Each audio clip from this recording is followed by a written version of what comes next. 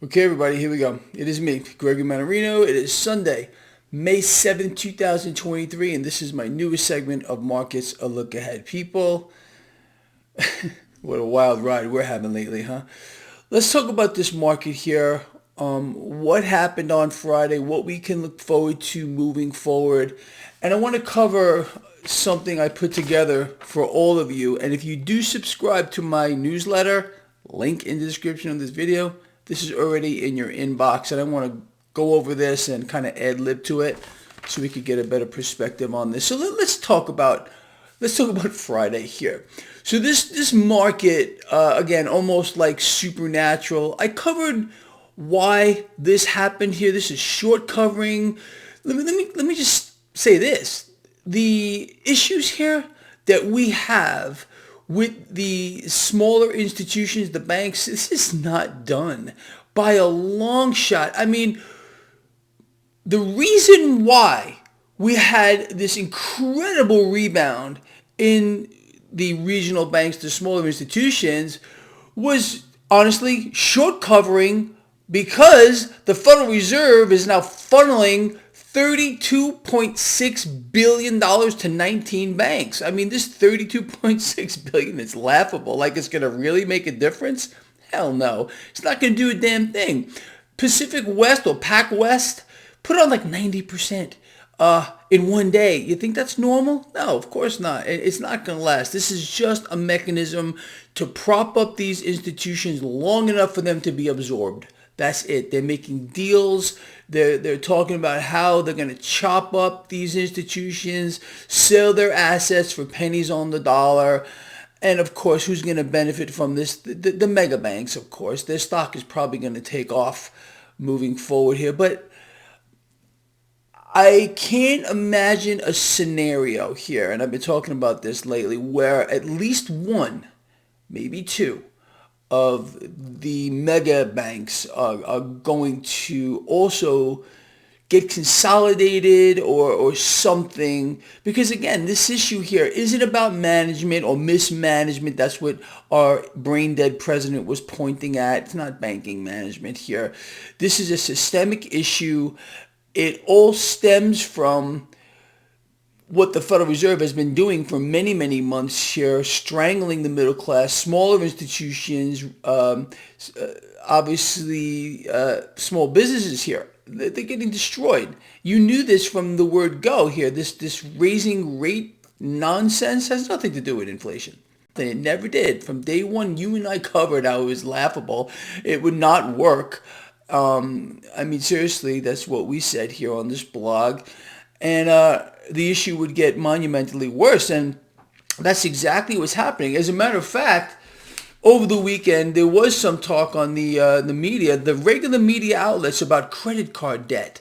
Credit card debt surging at its fastest pace ever. Higher and higher. People are destroying themselves, burying themselves, just trying to make ends meet. But this is no surprise.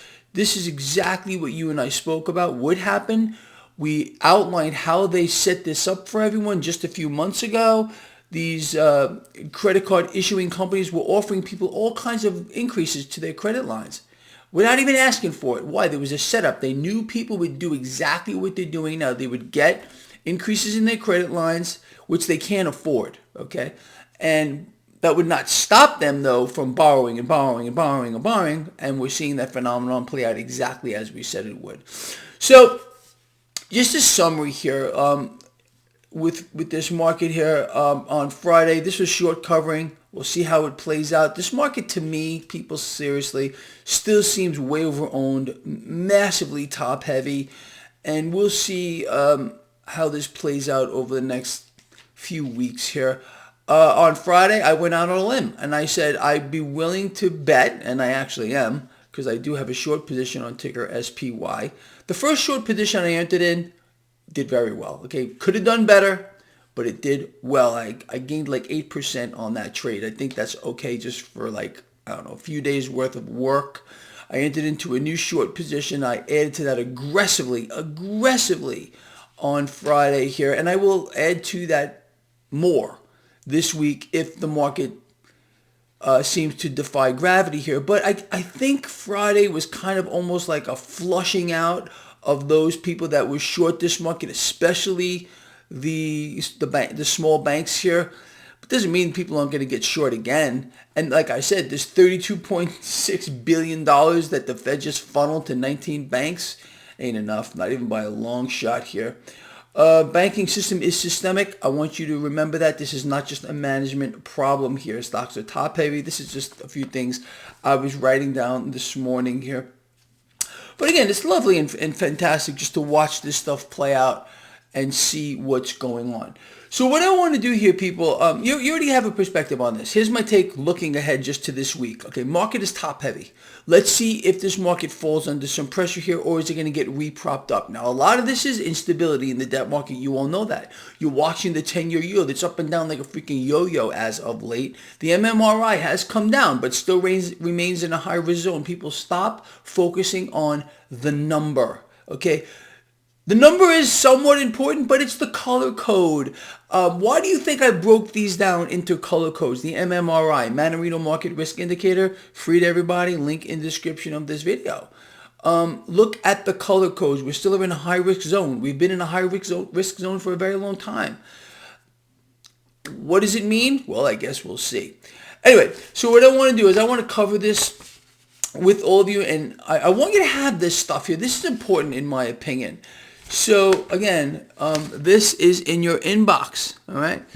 Here's the title, people. Now, some of this is going to seem familiar to you, and if you're new here, this will be new.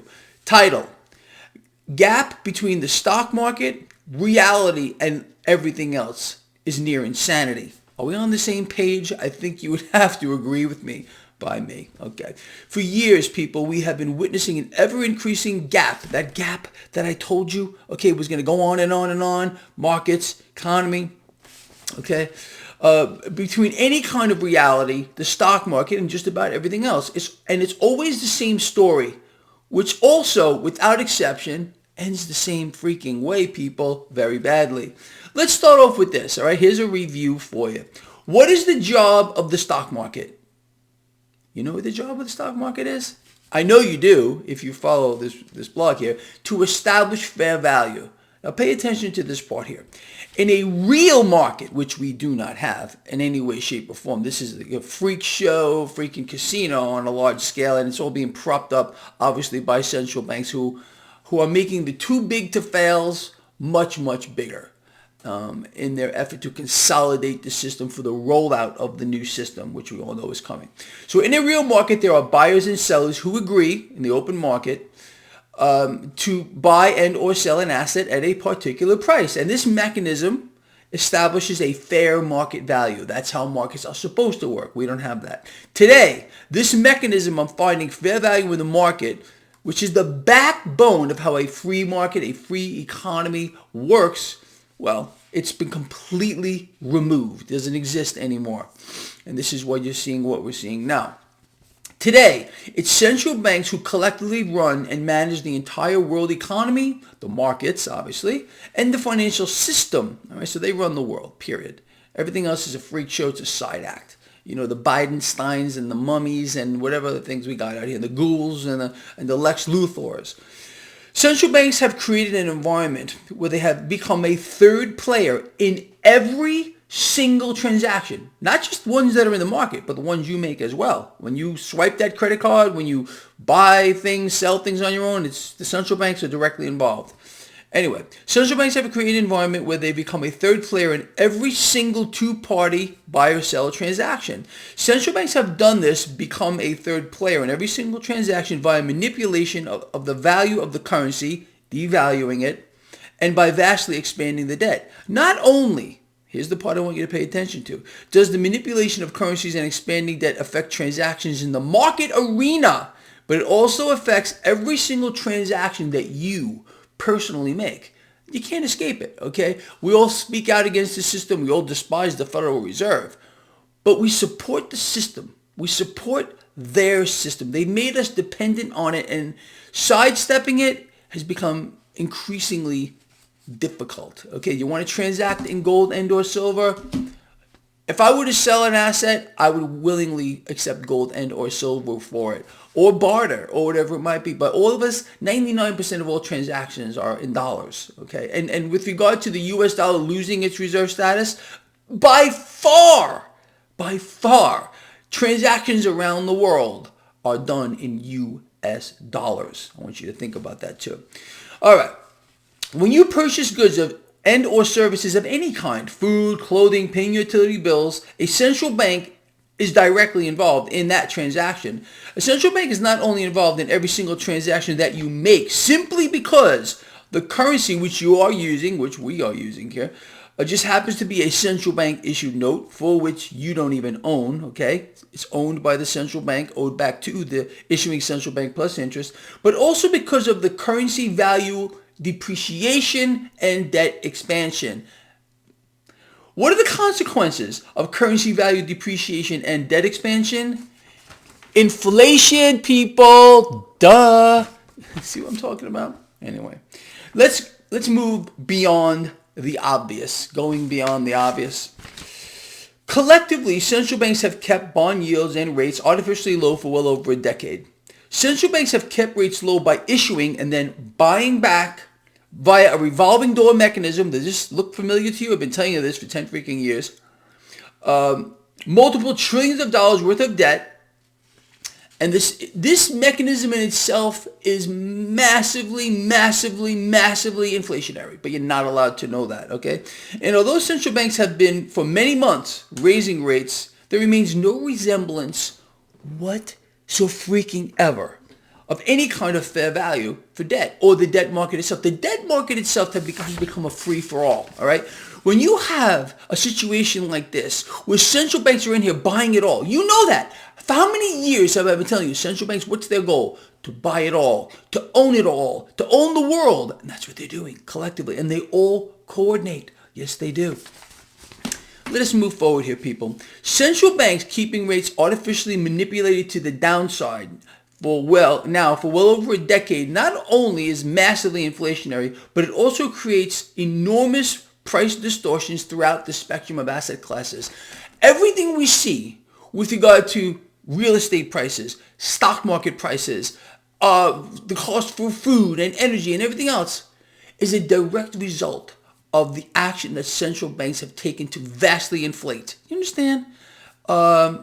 And this mechanism is rearing its ugly head now. But central banks are in the fight of their lives. You know that. You know how you know central banks are in the fight of their lives to control inflation? Well, because they're telling you. And because you have freaks being floated out on every single mainstream channel telling you the same thing. Central banks are fighting. They're fighting. No, they're not fighting. All they're doing is removing, literally, the availability of credit to small businesses and the average person out here, destroying the economy. That's it. They're wiping out an entire class of people, and it's starting with their own livelihood, their businesses. Anyway, artificially suppressed rates create something called malinvestment. You've heard me say this word for a long time. Let's cover what malinvestment actually is. Malinvestment is the direct result of easy money and low-cost credit, period. And we've seen this now, people, for over a decade, well over a decade. With malinvestment, cash makes its way into assets that has no business going into. For example, reinflating a stock market bubble, reinflating a real estate bubble, okay? I've covered this before. The two main results of malinvestment are what I just said, stock market and real estate bubbles. And in today's environment, these can be defined as hyperbubbles. I think most of you here would agree with that. Malinvestment, you're going to love this part, also creates inverse bubbles. An inverse bubble is the gross undervaluing of a particular asset or asset class. As an example of inverse bubbles, one could look at physical gold and or silver. Inverse bubbles are created by malinvestment. So malinvestment, being driven by the action of central banks here, keeping rates suppressed, easy money, has twisted this environment, the entire thing, into a freak show of beyond epic proportions. And nothing makes sense. Distortions in everything here, but none more so, again, than in my view, stock market, hyperbubble. Real estate, hyperbubble. Gold and silver, especially silver, massive inverse hyper bubbles, okay, which means this is all going to correct. Now, anyway, stock market, real estate bubbles, price action distortions, malinvestments are not sustainable in perpetuity. They can't go on forever. And eventually, reality does set in. And reality leads to stock market crashes, housing crashes, economic depressions, which lead to war. Okay, that's where we stand. I think this is an important piece, people, and I want you to have it. Not only do I want you to have this piece, I want you to share it, please. Again, if you do subscribe to my free newsletter, link below, it's in your inbox right now. And if you have not yet subscribed to my newsletter, I put out all kinds of stuff like this, and you're missing out on a lot of information, and it's free. It's literally free, so take advantage of it. All right, so people, look, with that said, we covered a lot here in this video blog. So what did we come away with? We understand what malinvestment is. We understand where the bubbles are with the paper I just read to you. You understand how these things have manifested themselves and continue to do so. With regard to the market, what happened on Friday, massive short covering with regard to the smaller institutions here. And then Apple, of course. Apple's earning coming in better than expected. It creates an environment, a little bit of euphoria here. Market got way ahead of itself. We witnessed the same thing recently when I first entered my first short position against the S&P 500. And that played out to be a profitable trade. I think that's exactly what's going to happen here again. This market could potentially fall a lot in the short run. I'm not a crash caller. I'm not joining the choir. No, choir. I know, right? Don't give up my day job. But this market does need to fall, and I still firmly believe it's going to. So let's mark this day down, like I said on Friday. I said I believe today just happens to be what, the 7th here, May, right? Let's see if Greg's prophecy comes true. I believe the market will end the month much lower than we are now. Could I be wrong? Absolutely, I could be wrong. But I'm just telling you, look, what's my best take on the situation here. Nothing is a lock, but put this together in your head. What's going on here? We have a systemic problem in the banking sector. It's not going to stop. They're trying to tell us, they tried to tell us it was fixed already. Then we've seen increasing turmoil here. It hasn't gotten any better. And then a $32.6 billion for 19 banks. Let's see how long that lasts. And it's not just 19 banks. It's thousands of banks. It's thousands of banks. And it's going to involve some of the larger institutions as well. So just get ready. Get ready for the ride that's coming here. Have yourself prepared mentally, physically, spiritually. All right? What else can I tell you, people? This guy here loves you a lot from the heart. I mean that. On Friday, by the way, my last video broke every single record that we've ever set for thumbs up. I mean, it was off the charts. So you want to help me out here? Let's do this. Let's get this video out there. Notice the correlation. If you look at the thumbs up that video got, you'll see the views went up too. When YouTube sees a lot of thumbs up, they say, hey, people like this video. Let's get it out there. Okay, I'm counting on you for that, people. This is how we get our thing. This is our thing out there. And all it takes is a click of that little thumbs up. All right, people, look, again, this guy loves you from the heart. I mean that. I can't tell you how much I appreciate all of you. Let's get this stuff out there. I will see all of you in the morning. It's going to be freaking lovely. That's it. I don't know what else to say, right? See you in the morning.